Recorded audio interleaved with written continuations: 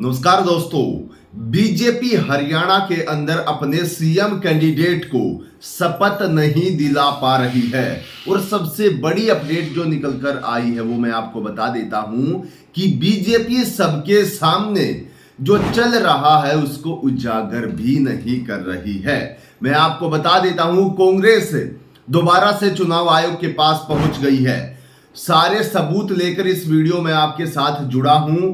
आखिरकार क्यों बीजेपी सरकार शपथ ग्रहण समारोह को बार बार कैंसिल कर रही है और दूसरी तरफ से कांग्रेस लगातार चुनाव आयोग के पास दूसरी बार पहुंच चुकी है और एक अपडेटेड ज्ञापन दोबारा से सौंपा है। मैं आपको बताऊंगा कि शपथ ग्रहण से पहले 20 सीटों पर पासा पलट सकता है, ऐसी खबर निकल कर आ रही है। आप स्क्रीन पर भी देख सकते हैं हेडलाइंस क्या है।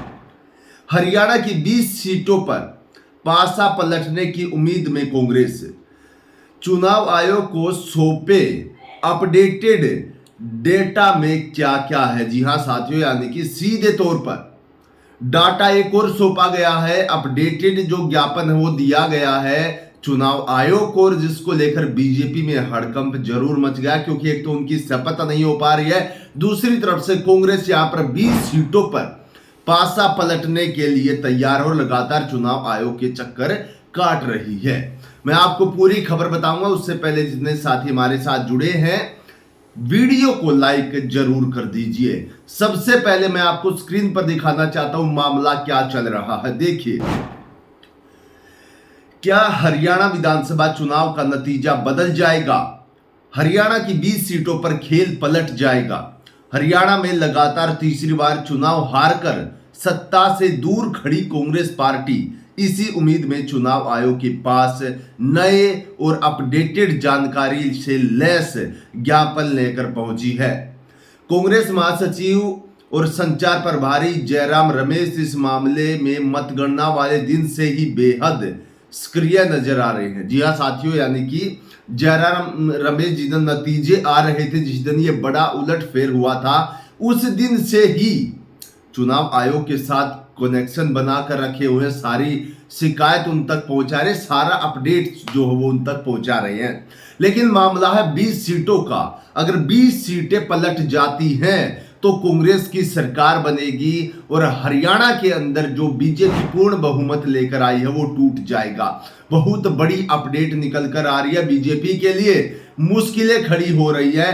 वो अपना जो शपथ ग्रहण समारोह वो भी तय नहीं कर पा रहे। कभी 12 तारीख को, कभी 15 तारीख को, अब 17 तारीख को बोल रहे हैं। चल क्या रहा है उनको भी कुछ समझ नहीं आ रहा साथियों।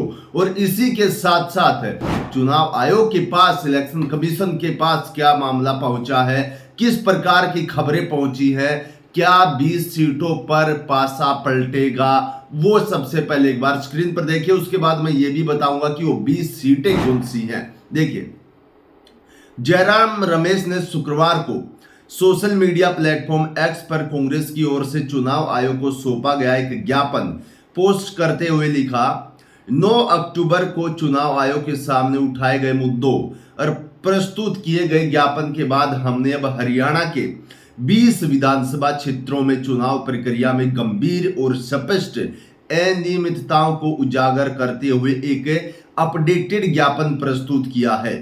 हमें उम्मीद है कि चुनाव आयोग इस पर ध्यान देगा और उचित निर्देश जारी किए जाएंगे। जी हां साथियों, यानी कि जयराम रमेश ने चुनाव आयोग से कहा है कि अभी बीजेपी ने शपथ नहीं ली है, लेकिन जो 20 सीटों पर हमें शिकायत प्राप्त हुई और हमें लगता है कि वहां पर अनियमितताओं से चुनाव हुआ है, तो उनका सभी अपडेट, यानी कि दोबारा से जो शिकायतें आई हैं, जो भी हुआ, वो अपडेटेड ज्ञापन दोबारा से हमने चुनाव आयोग के पास भेजा। एक बार उनको गंभीरता से देखिए और सख्त से सख्त निर्देश दीजिए, ताकि हरियाणा का जो 20 सीटों का जो हेरा फेरी हुई है उसमें यह सरकार पकड़ी जाए और हमारी जीत हो।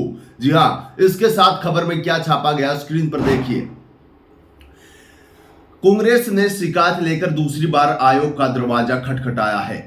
हरियाणा चुनाव के नतीजे आने के तुरंत बाद कांग्रेस ने बड़े झटके से उभरने के लिए मशीन और उसकी बैटरी के अलावा चुनाव आयोग पर डेटा पब्लिक करने में सुस्ती का आरोप लगाया है। जयराम रमेश, सुप्रिया श्रीनेत और पवन खेड़ा जैसे नेताओं के बाद भूपेंद्र सिंह हुड्डा ने भी कांग्रेस की करारी हार के लिए चुनाव में गड़बड़ी किए जाने का आरोप लगाना शुरू कर दिया है। इन्हीं शिकायतों को लेकर कांग्रेस ने दूसरी बार चुनाव आयोग का दरवाजा भी खटखटाया था, यानी कि जो ज्ञापन दिया गया, दोबारा से अपडेटेड जानकारियां, शिकायतें दी गई हैं, उस चीज को लेकर कांग्रेस एक बार फिर से मैदान में उतर चुकी है और अब की बार बहुत कुछ बदल सकता है।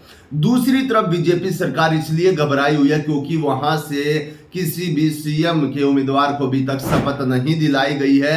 वहां पर अलग ही कुछ झोलमेल चल रहा है, वो भी मैं आपको बताऊंगा। लेकिन फिलहाल की स्थिति यह है कि कांग्रेस ने 20 सीटों पर दावा ठोक दिया। पासा पलटने की पूरी कोशिश कांग्रेस कर रही है। वो 20 सीटें कौन कौन सी हैं? देखिए, कहीं आपकी भी विधानसभा सीट तो नहीं है उसमें। देखिए कौन कौन सी 20 सीटें हैं। कांग्रेस ने शुक्रवार यानी कि 11 अक्टूबर को चुनाव आयोग को जिन 20 सीटों का पर हुई गड़बड़ी को लेकर ज्ञापन सौंपा है, उनमें सबसे पहले नारनौल विधानसभा, उसके बाद करनाल, डबवाली, रेवाड़ी, होडल विधानसभा, कालका, पानीपत सिटी, इंद्री, बड़खल, फरीदाबाद एनआईटी, नलवा, रनिया, पटौदी, उसके बाद पलवल विधानसभा, बल्लभगढ़ विधानसभा, बरवाला, उचाना कला, घरौंदा, कोसली, बादशाहपुर विधानसभा क्षेत्र शामिल है। यानी कि इन 20 सीटों पर, इन 20 सीटों का अगर हिसाब लगाया जाए तो इनमें से 2 सीट रनिया और डबवाली, 2 सीट आईएनएलडी के खाते में है। लेकिन इन 20 सीटों पर संदेह जताया गया क्योंकि डबवाली सीट पर भी 610 वोटों से कांग्रेस बहुत कम मार्जिन से आ रही है और उचाना कला वाली पर देखा जाए तो मात्र 32 वोटों से कांग्रेस ने हार वहां पर हुई है।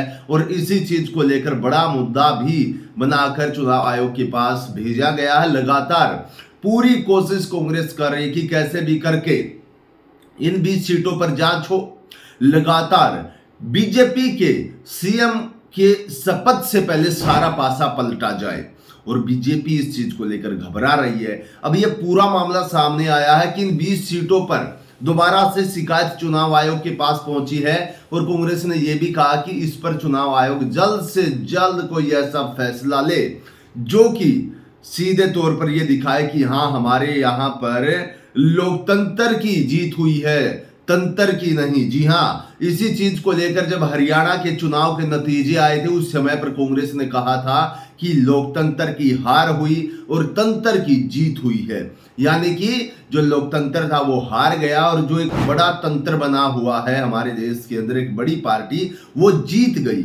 इसी चीज को लेकर दोबारा से चुनाव आयोग के मामला पहुंचा और बीजेपी वाले अब शपथ ग्रहण क्यों नहीं कर पा रहे, इसकी सबसे बड़ी वजह है कि बीजेपी के अंदर बड़ा अंदरूनी क्लेश चल रहा है और वो अंदरूनी क्लेश कहीं कांग्रेस को फायदा ना पहुंचा दे, क्योंकि अब तक शपथ ग्रहण नहीं की गई है और कांग्रेस पूरी जी और जान की मेहनत लगाकर चुनाव आयोग के पास पूरे के पूरे समीकरण बदलने के लिए अलग अलग तरीके से कयास कर रही है।